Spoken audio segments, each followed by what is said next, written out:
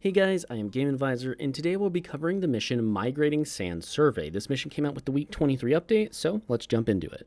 Now, the Migrating Sands Survey mission is simply just important because it's going to unlock some new items for you. These are going to be the Caveworm Bow, Spear, Knife, and Arrows. They are useful in their own way, and they do cause a bleed effect on enemies to make sure that they won't be able to heal. Otherwise, let's explain actually how you do it.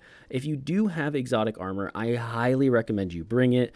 This will be a mission in which you will want to have the best armor available. If you've ever fought the Desert Worm boss before, this is basically going to be the exact same thing here, except he's a lot easier to find. When you drop down in your pod and go to get your gear out of it, make sure you also grab the 3 portable beacons, as you will need to put them in each location in order to figure out where he spawns. Once you've done that, you can go ahead and start the boss fight. Now, before you do though, I highly recommend, if you do not have exotic armor, you get the best armor you can, get the best food buffs you can, even if you have exotic armor, because he can still one-shot you through it. He does a ton of damage very quickly, so it's incredibly important that you are prepared as you possibly can be. Now, it is worth mentioning that you can do this with a bow and knife if you want. He's not that hard to take down, but he is hard enough to where you do want to be prepared if you don't feel comfortable fighting him. So for you, that may mean bringing in some guns, crafting a little bit more, building up resources, whatever that is.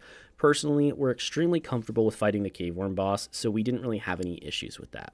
Now I'm just going to give a quick overview of how to actually fight him so that you don't die to him. When you do fight him, there's a few things you want to keep in mind. You don't want to get too far away or he's going to move. If he does move, you do want to make sure that you're not in the sand puddles that spawn. That way you don't get hit by him coming out of the ground. If you go in for melee, he'll do a little spin attack close by. You don't want to get hit by that. So the best way to fight him is to simply strafe side to side, shoot him with whatever ranged weapon you have whenever his mouth is open, unless you just want to pump arrows into him. You can do that too. He does have a ton of HP though, so keep that in mind. And then he will eventually start to do kind of a lunge at you, or he'll shoot poison at you. If he shoots poison, just dodge it as quick as you possibly can. Keep strafing, just make sure you're sprinting and getting out of the way. When he does his lunge, sometime you'll be able to get a bow shot in on his mouth while it's open, or you'll be able to knife him when it's going back, or maybe even get a gunshot in there, whatever weapon you happen to be using. But the most important part is when he does a big lunge, sometimes he'll just kind of flop on the ground and stay there for a second. During that time window is your best chance to DPS the boss down as quickly as possible. This is why we want to bring a poison knife too,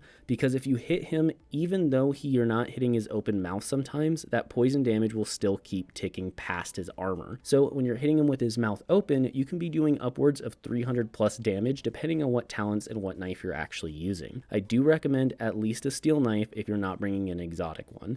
They're incredibly useful. It'll do the most amount of damage you're going to get on him. But again, if you have like the hunting rifle, that might get a little bit more. So I'll leave it up to you guys as to what you actually want to do with this part. Otherwise, it's just dodge, keep hitting when you're in between the dodges, and don't get hit by him. If you do get hit, you better have a lot of food to heal, because he will do a huge chunk of damage. And if you don't have food buffs, even with exotic armor, you are going to get one shot sometimes.